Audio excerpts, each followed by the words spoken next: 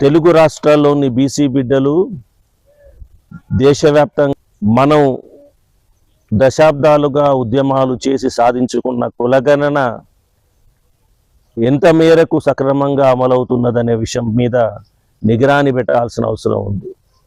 నేడు బీసీ సంఘాలు, బీసీ మేధావులు కులగణన చేపట్టే క్రమంలో కులాలకు ఒక యూనిక్ ఐడెంటిఫికేషన్ నెంబర్ ఇచ్చి కులాల లిస్టును తయారు చేసి దానికి అనుగుణంగా కులగణన చేపట్టాలని ఎంత డిమాండ్ చేసినా కేంద్ర సర్కారు పట్టించుకోవడం లేదు. కులగణన కోసం ఒక ఓపెన్ కాలం పద్ధతిలో ముందుకు వెళ్తున్నారు. గతంలో ఈ పద్ధతి తప్పుడు ఫలితాలని అందించింది. 2011 మన ముందు ఒక ప్రబల ఉదాహరణగా ఉంది. అప్పుడు సోషియో ఎకనామిక్ క్యాస్ట్ సర్వే చేపట్టినప్పుడు ఓపెన్ కాలం సిస్టమ్ ద్వారా కులగణన చేపడితే 46 లక్షల కులాలు బయటపడ్డాయి. వాస్తవంగా దేశంలో 4000 నుంచి 5000 కులాలు మాత్రమే ఉన్నది.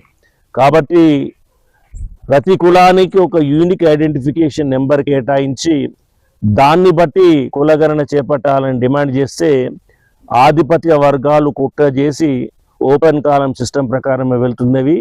ఇప్పుడు దేశవ్యాప్తంగా అదే తతంగం జరుగుతుంది. కులాల లిస్టును తయారు చేసి ఎన్యూమరేటర్కి ఆ కులాల లిస్టునిచ్చి కలుసుకున్న ప్రజలు చెప్పిన కులం ఏ నెంబర్లో ఉందో తెలుసుకొని ఆ నెంబర్ వేయడం ద్వారానే కులగణన సక్రమంగా జరుగుతుంది. నిజమైన కులాల లెక్కలు బయటపడతాయి. ఎస్సీ ఎస్టీ బిడ్డలకు మాత్రం ఎస్సీనా ఎస్టీనా అని తెలుసుకొని దానికి అనుగుణంగా నెంబర్ని ఆ ట్యాబ్లో వేస్తున్నారు. కానీ మిగతా కులాల విషయంలో మాత్రం ఓపెన్ కాలం సిస్టమ్ని అమలు చేస్తున్నారు. ఇది ఖచ్చితంగా బీసీ బిడ్డల ఆకాంక్షలకు వ్యతిరేకమే. రేపు ఈ కులగణన ఫలితాలు తప్పుల తడకగా నిలవబోతుంది. కోర్టులు దీన్ని కొట్టివేయబోతున్నాయి. దీనివల్ల బీసీ బిడ్డల రిజర్వేషన్స్ కానీ ఇతర డిమాండ్లు కానీ నెరవేరే ముచ్చట ఉండబోదు. ప్రభుత్వం కావాలని ఆ కుట్రను చేస్తున్నదని నేడు బీసీ బిడ్డలందరూ ఆందోళన చెందుతున్నారు. కాబట్టి దేశవ్యాప్తంగా బీసీ సంఘాలు, బీసీ మేధావులు సత్వరం కార్యాచరణ ప్రకటించి కేంద్ర ప్రభుత్వ పెద్దలని ఒప్పించి యూనిక్ ఐడెంటిఫికేషన్ నెంబర్ వచ్చే విధంగా మార్పులు తీసుకొస్తేనే ఈ కులగణనతో రేపు మన బీసీ వర్గాలకి ఏమైనా ఫాయిదా ఉంటుంది. ఈ దిశలో ఇప్పటి వరకు ఎలాంటి చలనం కనబడడం లేదు.